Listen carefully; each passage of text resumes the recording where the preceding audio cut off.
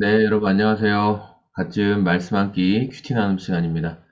오늘 말씀은 마태복음 16장 1절에서 20절까지 말씀이고요. 오늘 말씀에서는 두 가지 내용이 등장하는데 첫 번째는 사두개인들과 바리새인들이 예수님을 향해서 하늘의 표징을 보여달라 했던 내용이 기록되어 있고요. 또 예수님께서 그런 자들을 향해 제자들에게 사두개인과 바리새인들과 같은 자들의 누룩을 조심해라 말씀하시면서 빌립보 가이사랴라는 지역에 가셨을 때 그곳에서 너희는 나를 누구라고 하느냐 물어보시면서 베드로가 믿음의 고백을 드리는 내용이 기록되어 있습니다. 저는 오늘 표징 문제에 대해서 좀 말씀을 살펴보려고 하는데 1절부터 4절 말씀에 등장합니다. 바리새파 사람들 그리고 사두개파 사람들. 크게 이제 유대인들 가운데 두 개의 파가 존재하고 있었는데, 이 바리새파와 사두개파는 서로 믿는 것이 좀 달랐어요. 바리새파 사람들은 영적인 것에도 관심이 많았고, 뭐 천사나 사후세계나 뭐 이런 것들도 다 있다라고 믿었고, 성경의 대부분을 믿었습니다. 그런데 사두개파 사람들의 특징은 모세오경만을 성경, 정경이라고 그들은 생각했고 영적인 것이나 그런 것들에 별로 관심이 없었어요. 그래서 내세, 죽음 이후의 세상보다는 현세, 지금 살고 있는 이 시대에 더 관심이 많았습니다. 그래서 특별히 사두개파 사람들은 그 권력과 결탁해서 살아가는 종교 지도자의 위치를 지키고 있는 사람들이 많이 있었어요. 이 두 파는 그러니까 서로 융합되기 굉장히 어렵고 서로 견제하고 싸우는 그런 사람들이었는데 신기하게도 예수님이라는 공동의 적을 만나니까 이들이 하나가 돼서 예수님을 공격하는 내용들이 기록되어 있습니다. 그래서 이들은 예수님께 나와서 당신이 하는 짓은 다 적당한 눈속임이다. 뭐 이런 식으로 예수님의 기적과 행하셨던 사역을 폄하합니다. 그리고 당신이 정말 메시아라면 하늘로부터 오는 표징을 보여달라. 예수님을 시험하죠.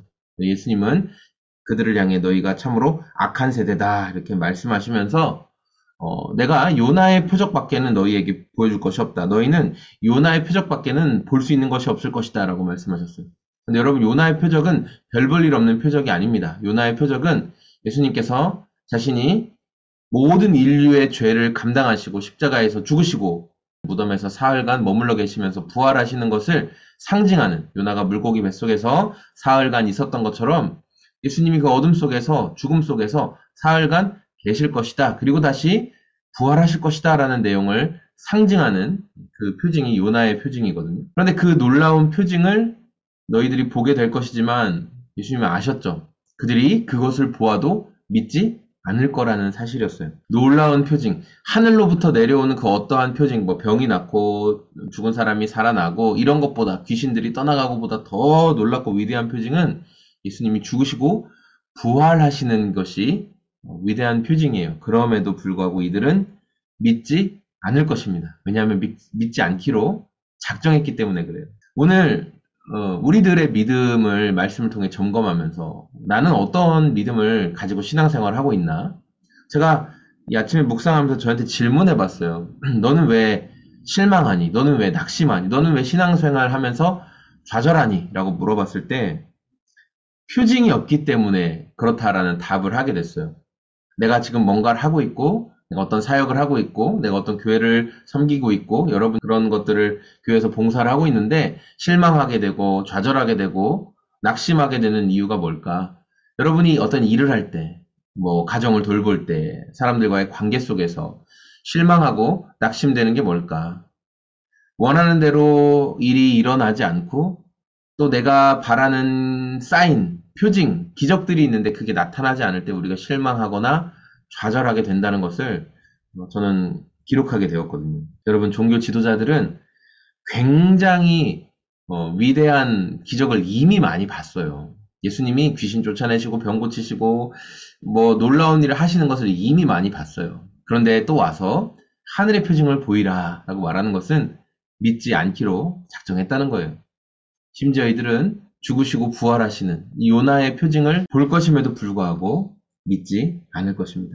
하나님께 끊임없이 하나님, 당신이 살아계신 증거를 나에게 증명해 보시오. 하나님이 살아계시다면 이런 일이 벌어지면 안 되지. 하나님이 살아계시다면 이런 문제를 이렇게 해결하셔서는 안 되지. 라는 태도를 저 여러분 혹시 보이고 있지 않으십니까? 예수님은 그래서 이 사두개인과 바리새인들의 누룩을 조심하라고 하신 거예요. 그들의 가르침, 그들의 태도를 조심해라. 나는 절대 사두개인과 바리새인처럼 예수님을 믿지 않아. 나는 정말 예수님을 순전하게 믿어. 라고 말하지만 정말 그런가요? 정말 우리도 표징과 기적과 능력이 나타나지 않으면 예수님 똑바로 일하고 계신 거 맞습니까? 라고 예수님께 비난과 원망의 화살을 돌리고 있지는 않으신가요? 그럼 오늘 우리가 이 말씀을 묵상하면서 제가 예수님을 대하는 태도, 저의 말과 생각과 행동 가운데 예수님을 대하는 교만한 태도, 주님, 오늘 일어나지 않도록 주님을 순전하게 사랑하고 또 베드로가 하나님의 은혜를 힘입어 고백했던 것처럼 주님은 살아계신 하나님의 아들이십니다.